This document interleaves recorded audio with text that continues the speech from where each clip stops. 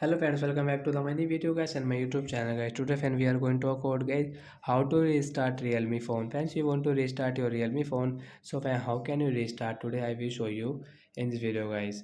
And today guys I will show you guys a secret setting. Guys, we will not press on power of button and guys, we will restart our Realme phone. Means how to reboot phone. Today I will show you without press on power of button. So first of all guys, we will on our phone setting guys.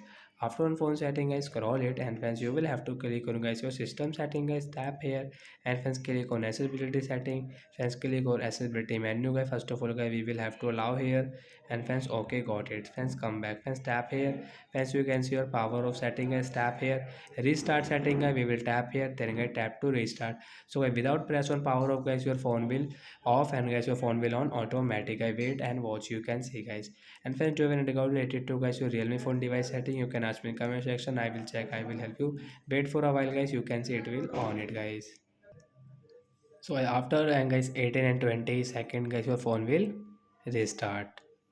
So we will swipe and friends wait for a while, then guys you can operate your phone. It will take time guys.